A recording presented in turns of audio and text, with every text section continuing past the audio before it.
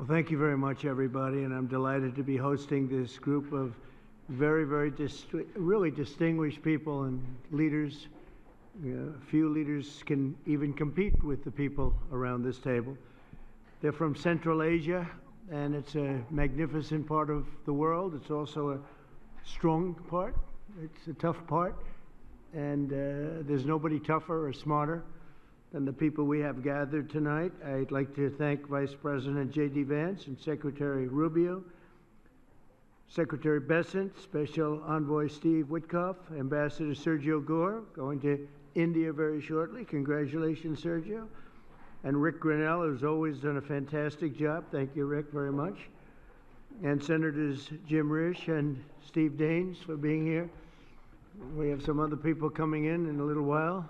Very distinguished people. I've just completed a series of outstanding bilateral meetings with these leaders in the Oval Office to discuss our ties with this very important part of the universe. We're strengthening our economic partnerships, improving our security cooperation, and expanding our overall bonds. A tremendous amounts of trade was done just in the last little while. Lots of great products, military products and otherwise, are being bought from the United States. We make the best military equipment by far in the world, and they understood it, really have understood it for a while, ever since I've been in office, where we rebuilt completely our military. I want to thank all of the leaders for being here and for their dedication to a strong relationship with the USA. The nations of Central Asia, known as the C5, sit at the historical and geographic crossroads of the world. These nations were once home to the ancient Silk Road connecting east and west. Great history, tremendous, beautiful history. Today, their location in the heart of Eurasia gives them incredible importance and unbelievable potential. Sadly, previous American presidents neglected this region completely. It's an unbelievable region, and by the way, it happens to be an extremely wealthy region, too. But we are fixing that mistake, and I'm committed to making America's partnership with each of these countries stronger than ever before. And I've had a relationship long before this. We've had a great relationship with some of the leaders sitting at the table, and I understand the importance of this region. One of the most important regions. A lot of people don't know that or didn't know that. One of the key items on our agenda is critical minerals. In recent weeks, my administration has strengthened American economic security by forging agreements with allies and friends across the world to broaden our critical mineral supply chains. We had a great relationship and a great meeting with President Xi of China. And we went also, as you know, our new and fantastic Prime Minister of Japan. If you take a look, what we've done is pretty amazing. We were with the President of South Korea. We went to Malaysia and lots of other places and had a lot of meetings while in South Korea. And I think it was a tremendous period of time. We took in at least $2 trillion pouring into our country. There's never been anything like it. We have almost $18 trillion of investment. And by the time we finish out our first year, we probably will have about 20 or 21 trillion, with a T, trillion dollars of investment. And there's never been anything like that in the history of the world, not just the United States. This is really the world we're talking about, nor has anything been close. It's a great honor. I've had a very talented team next to me, but it's a great honor to have that kind of economic power. This was helped greatly by tariffs. It was helped greatly by November 5th, which was the election, presidential election. But our countries and the countries that we're dealing with, they're promoting security, stability, and everything else that you can imagine for the entire world.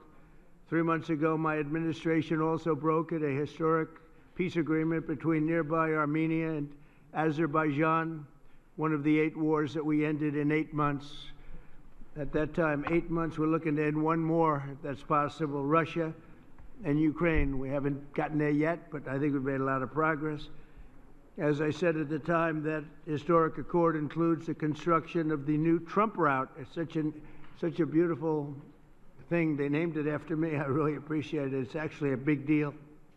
But it's the new Trump route for international peace. This is a road that's being carved and goes through some of the most important places anywhere in the world, some of the most important places economically also anywhere in the world, which will boost commercial activity on the other side of the Caspian Sea, helping nations throughout Central Asia. I'm optimistic that each of the countries here today will reap the benefits of peace if they embrace the opportunity that we've unleashed with the agreement. Some of the countries we're talking about and some of the countries represented here are going to be joining the Abraham Accords, and that those announcements will be made over the next little while. The Abraham Accords are very sought after right now. We're going to be announcing some very important countries that are joining, and for Jared and for Steve Witkoff, we appreciate the great job you've done this evening. I'm also delighted to report that Kazakhstan has officially agreed, and that's official now, as of about 15 minutes ago. A tremendous country with a tremendous leader has officially joined the Abraham Accords. And I just want to thank you, Mr. President. It's a great honor. It's a tremendous honor to have you. Really great. Once again, I'm grateful that each of these respected leaders has made the trip to Washington, and I'm delighted to continue our conversation over dinner. We're going to have a little working dinner, short one. They've been flying a long way. It's a long flight, but we're going to have a quick but very fruitful dinner. I want to thank the media. You've covered it very fairly, and it's really a great honor to be with these incredible leaders. These are highly respected people, and there's no games. They don't play games, I want to tell you that. So maybe I'd like to ask you, Mr. President, to say a few words if you'd like, and we can go through the list of the 5, and then we'll have a little dinner, please.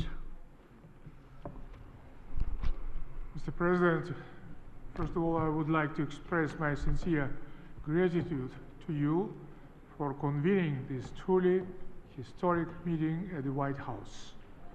And under your steadfast leadership, this summit marks the beginning of a new era of interaction between the United States and Central Asia.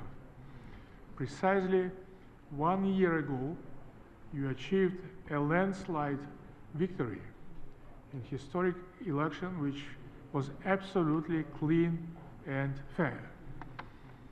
And once again, my congratulations. Thank you.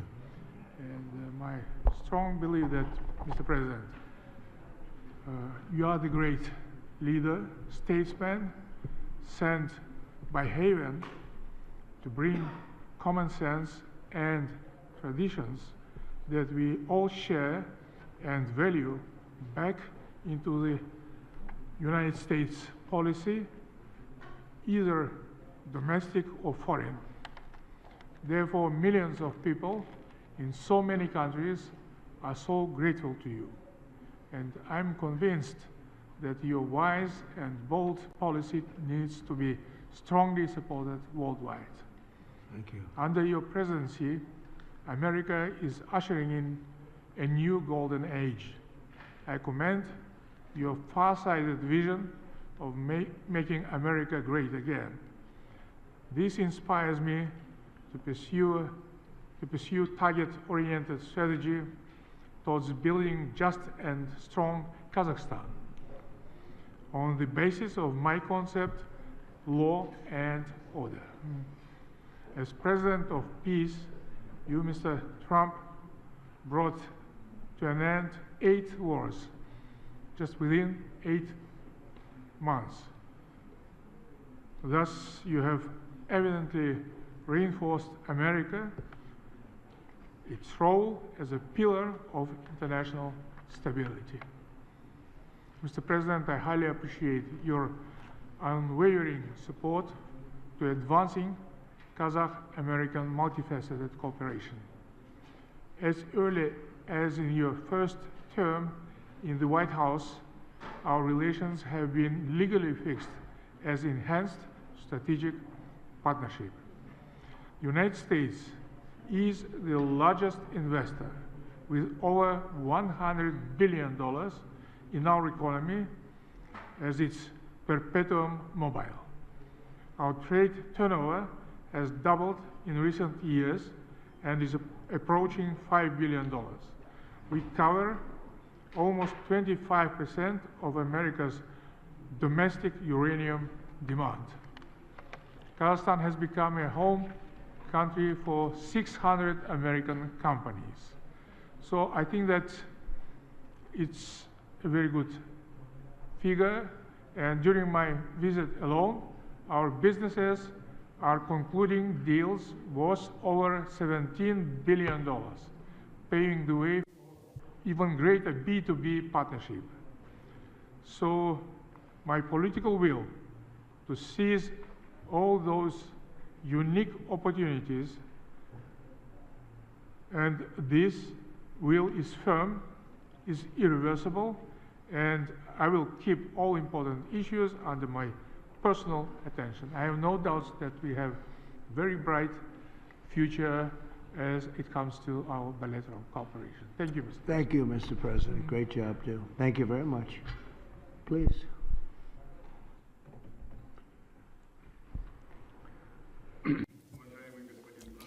Esteemed Mr. Trump, we highly value your personal contribution to reboot process of C5+1. Before that, none of the presidents of United States of America never treated Central Asia as you do. Me personally and all my colleagues are grateful to you. We felt your close attention, your attitude, and it means a lot for us. Thank you very much for that. In reality, indeed, I'd like to repeat myself. I've told you that already. In Uzbekistan, we call you the president of the world. You've done a lot. You were able to stop 8 wars. And I'm convinced that the war between Russia and Ukraine can be only stopped by you. And we are very much hopeful for that. Today's summit shows that the United States of America foresees Central Asia as key partner. Together, we develop future which is based on trust and pursuance to creation.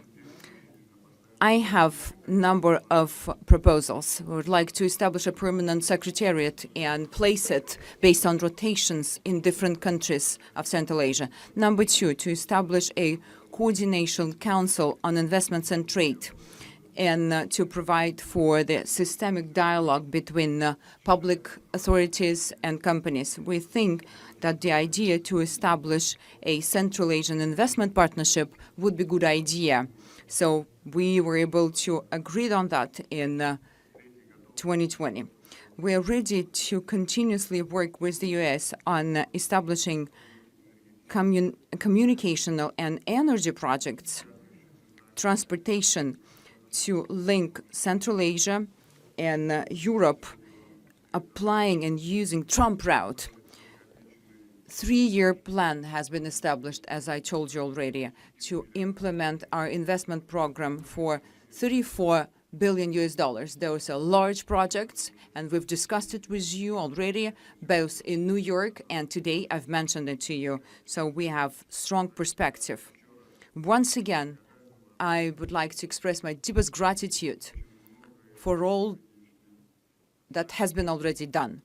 And we will take back a lot of results from this summit. It is a landmarking summit, and your attitude towards all of us means your great support to us to strengthen Central Asia and to strengthen the partnership between Central Asia and the U.S. C5+1 have to become efficient mechanism of our practical partnership. And I propose to host our next summit in 2026 in Samarkand to establish this further. I'm pretty sure that, I'm convinced, Mr. Trump, that under your leadership, it will be a strong partnership. Thank you very much for your attention, and we will be well prepared for the summit in Samarkand. Yeah. Thank you, Mr. President. Please.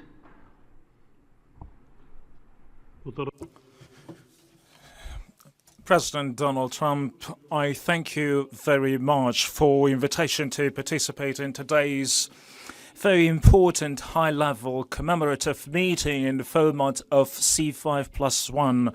The Central Asia and the United States, you play a remarkable and highly commendable role in ensuring peace and stability in conflict regions around the world, and your peaceful efforts are worthy of praise, and I extend my heartfelt congratulations to you, Mr. President. And today our collaboration, our wide-ranging bilateral cooperation covers different areas: trade, economy, security. As it comes to our security cooperation, we particularly have an excellent cooperation on counterterrorism, fighting extremism, and the drug trafficking. Mr. President, over 70 companies with American investment are operating in Tajikistan today, and 93% of my country is mountainous, and we have an abundance of natural resources, particularly water, hydropower, critical minerals, and rare earth materials. Tajikistan is a home for 13,000 glaciers, and approximately 60% of Central Asian water resources originate in Tajikistan, and our country is rich in strategically important minerals, including rare earth minerals and critical materials. Tajikistan is a member of both the European Union's Critical Raw Materials Club and the United States Mineral Security Partnership Instrument. And according to the United States Geological Survey, our country ranks the second in the world in terms of antimony production, and is currently the largest producer of metallic antimony, which is the United States so deeply interested in. And we have a brilliant cooperation on this. And last year, antimony accounted for 97% of Tajikistan total exports to the United States. In 2024, Tajikistan produced and exported 17,000 tons of metallic antimony, primarily to the United States. And the activities of ANZOB, joint venture in ANZOB metallurgical company in Tajikistan with American investment by Kamsap, American company, exemplify our strong and long-enduring collaboration.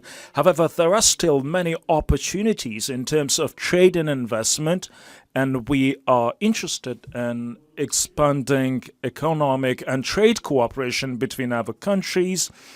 So there is a good opportunity to cooperate in creating new generation of sustainable artificial intelligence data centers.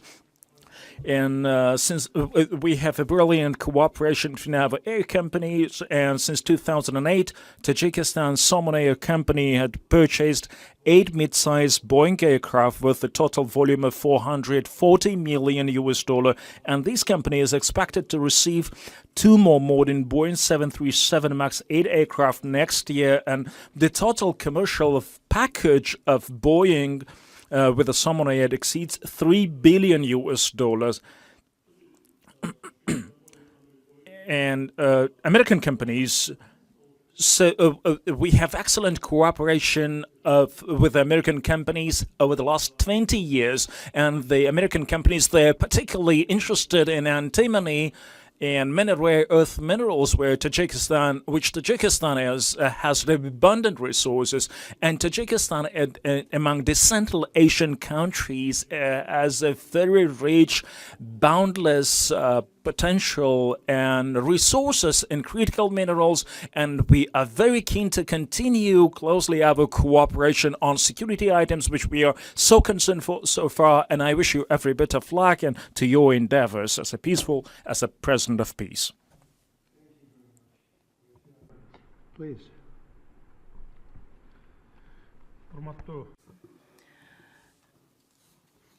Dear mass media representatives, for me, it's a great pleasure for me to hold a bilateral meeting with President, His Excellency Donald Trump, and to participate in the C5+1.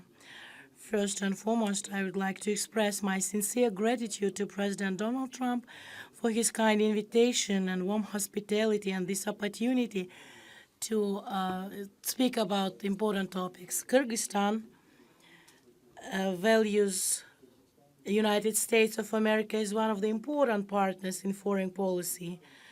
During our bilateral meeting, we discussed some actual topics of the Kyrgyz-US relations, as well as the strengthening cooperation between the Central Asian countries. With regard to Kyrgyz-American relations, I would like to emphasize four main areas: economy and investment, including tourism, hydropower development, digital economy, artificial intelligence, and information technology, ensuring peace and security and stability. In this context, I wish to highlight the significant contribution made by President Donald Trump to strengthening global stability and to ending conflicts in different parts of the world.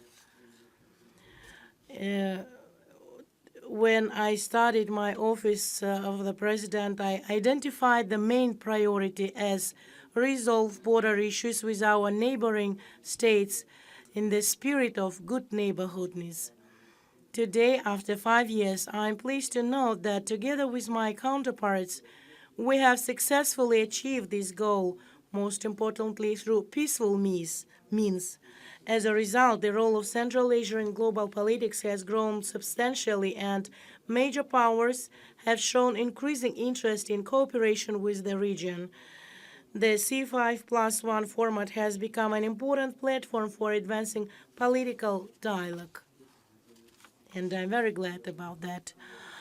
I would like to express my special appreciation to Your Excellency President Donald Trump for initiating and hosting today's summit, and we really feel warm hospitality. We highly value this step and regard it as a demonstration of the United States' goodwill and commitment towards Central Asia and friendship.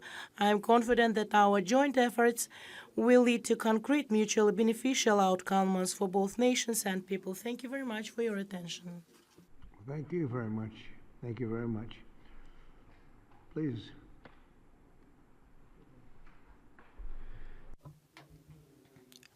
I thank you, Mr. President. First of all, I would like to express my deep gratitude, Mr. President, for the invitation to attend this C5 Central Asia plus US Summit. We consider that we recognize the good results that made since the development of this format, and of course we expand the cooperation in such strategically important areas as security, economy, energy, and environment. We believe that the results of this summit will lead us to further expansion of multi-phase cooperation between Central Asia and the United States of America. I do appreciate, Mr. President, for your warm hospitality. I do appreciate. Thank you very much, and thank everybody. We'll have a little more to discuss, but a lot of progress has been made today, and it's a great honor to have you with us in the United States of America. Thank you. And to the media, maybe a couple of questions, ideally on this topic, please. Please. Kazakhstan and the US have signed over $17 billion in new deals in aviation, minerals, in digital technology. In your view, which area of this partnership matters most? And second question, President Trump, when can we report that you will be the first US president to visit Kazakhstan? When will you be our guest? I think it's very possible that we'll do that. And I think all of those are very important items when you think of it, right? It's, you never know from year to year. One becomes more important than the other, but they're all important, and your country has great natural resources and a great president. Very great president. Thank you. Okay, thank you very much. Yes, please. Vanik amendments. We are just expecting. What? Say it again. Jackson Vanik amendments. Oh, go ahead. Yeah, go ahead. Well, thank you, Mr. President. Look, Jackson Vanik is overdue to be repealed with the help of the president, with working with the president. We are going to get that repealed in the very near future. Thank you, Mr. Okay, thank you very much. Yes, please. On this topic, Kazakhstan already has diplomatic relations with Israel. Can you talk about the significance of this agreement in terms of what it would signal to the region as Gaza moves toward rebuilding? And on the shutdown, there's been discussion about potentially a deal, but it would involve rehiring the federal workers who were laid off. What's your opinion of that? Well, we're going to see about the shutdown. Look, the shutdown is caused by the Democrats, and we're not going to spend $1 trillion or $1.5 trillion on health care for people that came into our country illegally, many of them from prisons and many of them drug dealers and murderers, 11,888 murderers. We're not doing that, so we'll see about that. We shouldn't, they should have, as they've done always in the past, it should have just been extended. It could have been extended very easily, and it should have been. Yes, please. The Abraham Accords significant, sir? Given that they already have diplomatic relations with Israel, what this agreement is supposed to signal? You want to answer that, please? Yeah, so I think the diplomatic significance is that it gives great momentum to the Abraham Accords. And to recap for those those who are listening who don't appreciate, the Abraham Accords, of course, is the historic agreement struck by the president in the first term to rebuild the alliance structure and the relationships between Israel and a number of the majority Muslim countries in that region of the world. What the president has done is actually signaled that the momentum of the Abraham Accords is alive and well in the second administration. I think it's not just going to be Kazakhstan, but also a number of other countries that join in the months to come. So it's a great signal, a great act of friendship, and a great sign that the Abraham Accords is alive and well. Marco? I think that's the wrong way to analyze it. There's a lot of countries that have diplomatic relations with one another. The Abraham Accords is a partnership. It's an enhanced relationship beyond just diplomatic relations and having embassies in each other's capitals. It is, and it's not just with Israel, it's with all the other countries that are part of the accord. You're now creating a partnership that brings special and unique economic development on all sorts of issues that they can work on together. So that's really the benefit of it, and the strength of it is to have majority Muslim countries, the Jewish state, able to partner on things to show the world that it is possible. Essentially, we've really expanded the Abraham Accords, and one of the reasons is we are right now in negotiations or talks with many countries that really wanted to come in, but they couldn't because of the status of Iran. When Iran had a possibility of nuclear weapons, which they do not have now, when Iran was the bully of the Middle East, let's call it the bully of the Middle East, which it isn't anymore, they had a hard time going against that. I understand that. Now that Iran has been very much decimated in terms of their nuclear and in terms of their regular, because of the actions we took with those beautiful B-2 bombers and other things, people really want to come in. And so we are in very active discussions with the more traditional potential members of the Abraham Accords. The four originals are phenomenal, and they're doing really well. They're making a lot of money with trade and other things being in the Abraham Accords. And we're expanding it a little bit. When a few of these countries come in, that's a great expansion. And these are very substantial countries. So we consider that a great honor. It was brought to our attention that they wanted to do that, and we think that's great. So it's really an expansion of the Abraham Accords, okay? Hi, Mr. Yeah, please, President. go ahead. Yes, thank you so much for your time, sir, on these important issues. I wanted to hear if you have an update on the Russian oil sanctions. We're seeing reports that the exports are way down. So how do you think that could affect the war in Ukraine, the United States' interests, and your partners here tonight, too? Well, I can say that the exports from Russia are way down. We just like to see an end to the war. We'd love to see an end to that war. So many people are being killed. A lot of Russian soldiers are being killed. So we think at some point they're going to get very smart and they're going to do that. So, yeah, Russian exports are substantially down. What is your Trump doctrine on foreign policy, is in particular related to South and Central Asia and China? Well, look, we had a tremendous meeting, as you know, with President Xi in China. And my doctrine would be denuclearization, because we have enough nuclear. We're number one, Russia's number two, China's number three, way behind, but they'll be even in 4 or 5 years. They're, working overtime on nuclear weapons. I think that denuclearization would be a great thing. We could blow up the world 150 times. There's no need for this. So I really think we're going to have, I've spoken to President Putin about it. I've spoken to President Xi about it. and everybody would like to spend all of that money on other things, people that really, things that can benefit people now. So I think something like that could happen, the denuclearization. It's really, I want peace through strength, but we want peace all over the world, and we're very close to getting it. We had a lot of wars raging that people didn't know about. Now they're not raging anymore. We have one left, and we're going to hopefully get that taken care of. Yes, sir, go ahead. Mr. President, do you have an update on how soon that international stability force may be on the ground in Gaza? Very soon. It's going to be very soon. And Gaza's working out very well.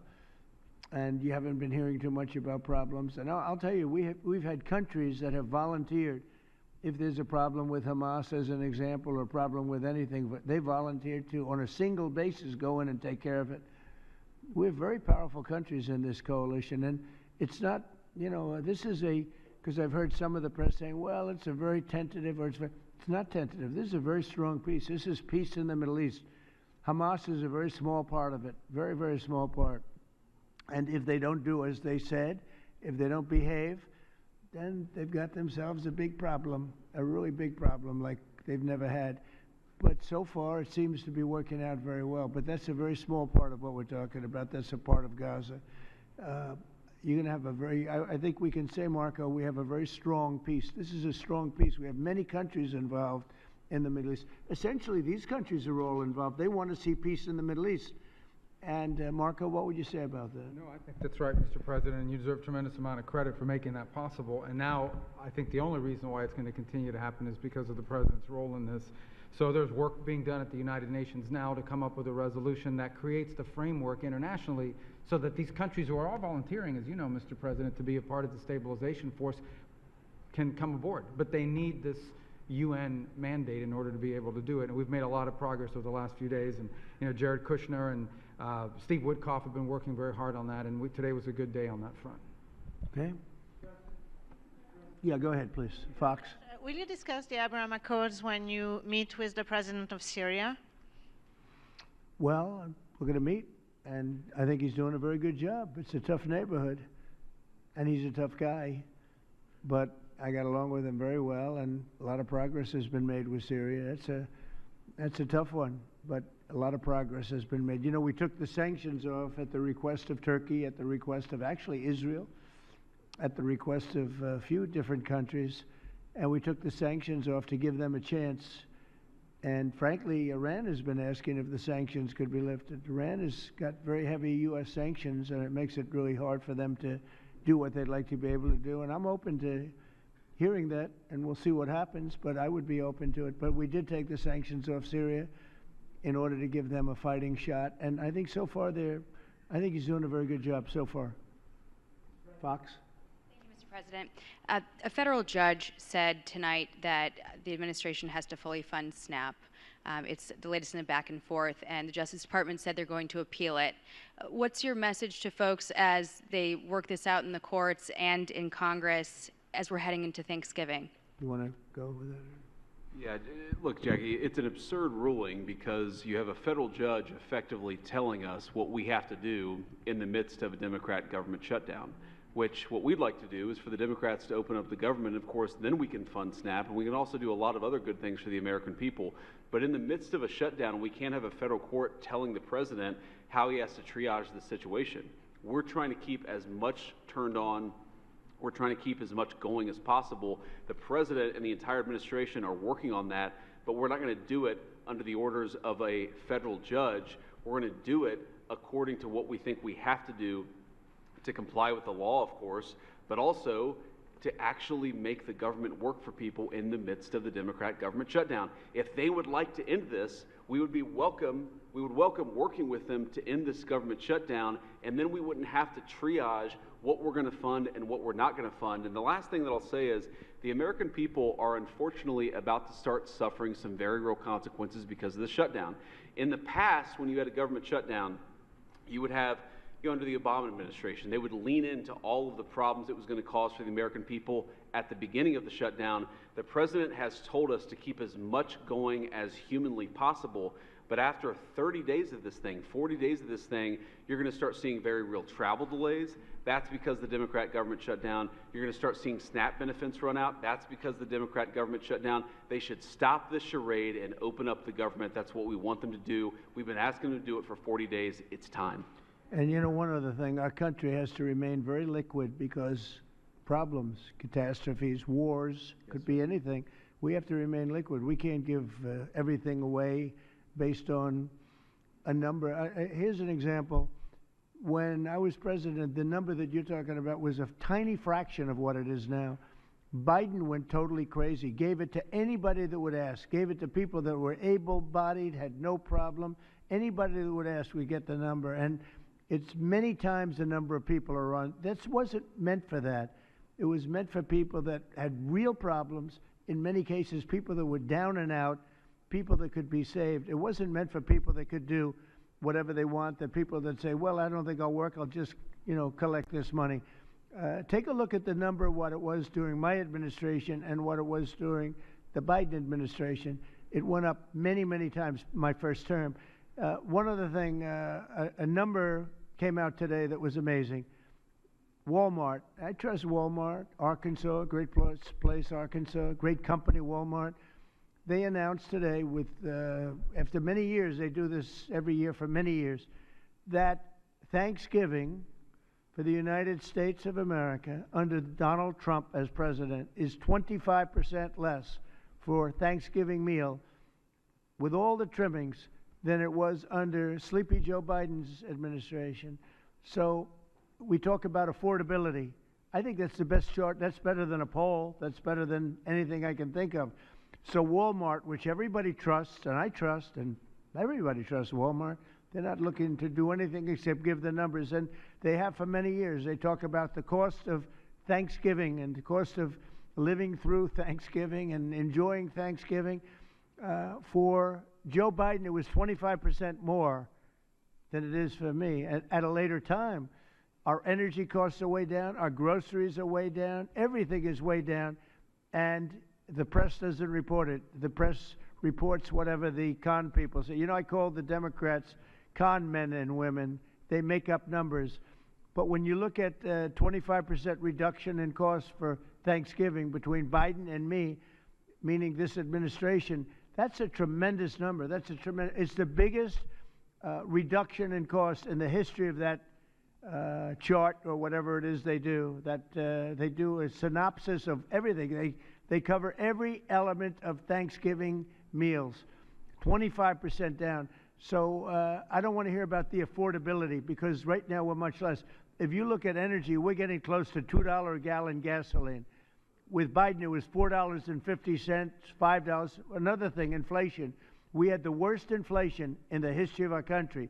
Now we have virtually no inflation at all. It's down at a very low number and a very normal number. So the affordability is much better with the Republicans. The only problem is the Republicans don't talk about it. And Republicans should start talking about it and use their heads because we have great numbers. We have and they're going to only get better when all these jobs open up, all these factories open up that are being built all over our country.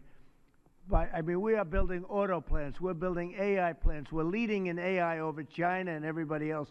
When all of these plants start opening, we're going to have a revolution, a positive revolution, economic revolution like never before. Thank you very much, everybody. Thank you. Thank you.